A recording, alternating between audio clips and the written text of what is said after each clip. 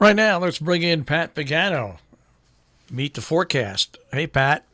I'm here. How are you? Well, I went to the city yesterday, and Right. it was like 75 to 80 on the way down and cloudy. And most of the day in the city, except for a few breaks, it was cloudy and about 80 degrees. Few breaks of sun here and there. But on the way back, right by Brewster, New York, the sun came out, 86 degrees all the way to the house. Listening to the radio station, sounded great. Go by the radio station on the way home, sounds great. I get home, radio station's off the air. Off the air, Oh, Pat. no. So something happened with our switcher, right? So I was at home and I was trying to fix it remotely. I couldn't. So I substituted late night programming, which was so we had something on the air. And I got in here this morning, and you just can't figure computers out. Right? It took me I got in here an extra half hour early, and it took me about 30 minutes to retrace all the steps and follow everything from one end to the other, and finally found out that what happened was a USB port Right. malfunctioned on the main computer. I Okay. eventually just unplugged the USB port, put it back in, fix.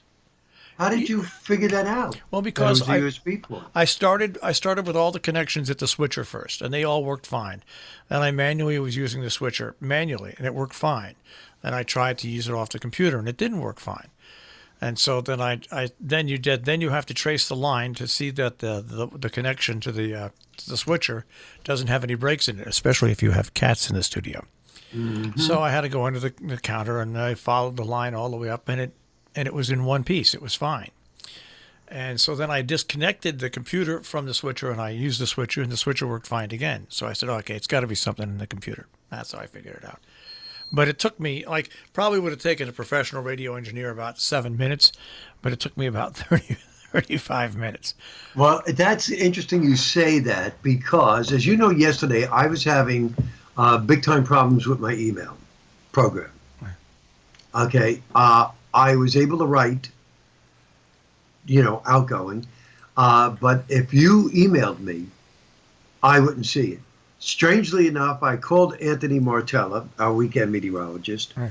because I know he has the program on his cell phone as well. And I said, Anthony, what's the last email that you saw come into Metro Weather? He said, oh, that was, 2 o'clock this afternoon. I said, well, the last one that I have was July 1st. He goes, uh-oh. I said, I'm not seeing it here. He said, all right, Pat. He said, when I get home, I'll go into the network and compare and see what's going on. In the meantime, I couldn't wait any longer, so I called Mike Merrin, Yeah. and he had me do a couple of things that did not resolve it. So he said when he got home, he was going to look into it. I said, okay, fine. Then I started getting calls from radio stations. You have a problem with your feeds. Now, did you notice anything with your feeds? No. Okay, interesting. Some of the feeds that went out yesterday afternoon were terrible. They were garbled. It sounded like I was a chipmunk. And yet, you had no problem, Marshall, because obviously if you did, you would have called me. Yeah. So I had to start redoing all the feeds. All right, I'm thinking to myself, okay, fine. So I got that resolved. Then I started updating the Mets because they were playing with the Yankees Yeah. last night at Citi Field. And I'm updating and just telling them, so far, not a problem. I told them toward the end of the evening, there could be some light showers in the area because of what I see coming down from the Poconos. All right, so now Anthony calls me. And I said, Anthony, there's really no need for you to do anything because Mike's going to get on. He goes, well, let me just come in there. He goes, let's change a couple of things. So he goes in there and tells me what to do. And he goes, let's retype that password, blah, blah, blah, blah, blah, blah, blah. Bingo. All the emails start flooding in. So I said, what do you think? He said, a corrupted password. He said, and that fixed the problem. So I emailed Mike. Okay, great. Take a deep breath, go to have dinner, come back, update the Mets. You see the showers getting closer. Going to send them an update. They're in the ninth inning, by the way. Yeah. Now I have no service. No phones, no internet. Everything down. Reach for my cell phone, call Verizon. He's telling me to do a couple of things. Not working. Half hour later, he says to me, find the power source. of the Verizon box behind the wall unit in the weather center in a space that that half of me could squeeze into. That's right. I find it, unplug it, plug it back in, bingo, everything's working. Yeah. That was my night.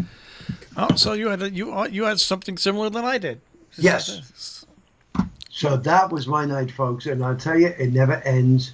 I went out, it was too late at that time. The Mets had won, so I could not brief them. They were obviously trying to get through because I saw their email this morning, but I wouldn't see their email last night. Well, we didn't have the internet, so I wrote to Verizon and asked them if there's a possibility of having a backup. If I wanted to do that, what I would have to do, Marshall, is actually bring in another line from Verizon, a separate line. Yeah, but I would. Yes, you see, it would have. You can't do if you're going to do a backup. Do a backup with some other service. Different service. Okay. Yeah. Like I don't know if you have like AT&T has you could do a backup where you get one of those Wi-Fi things that operates off a cell tower. Do you get good cell service at your house? Yes, I do. Yeah, so you get one of those cell things where it gives you Wi-Fi just on the cell service. It'll cost you like $35-40 a month, but it's just there as a backup, and that way you can switch your internet. You can on your computer you can go to the Wi-Fi. Yeah, Wi-Fi, and that way you always have a backup. Oh, that's a great idea. Well, let me ask you a question. Since I have a different service for my home phone, would I be able to do that now? Who does your home phone? Optimum. Yes, you can do it through Optimum. Yes, absolutely. Yep. Leave it up to Marshall. Yep. I just have to go into my network settings and change it, right? You just change it. That's exactly. You just change which service you're using when you have that to problem. Wi-Fi, and they'll look for the signal and grab it. Okay, good.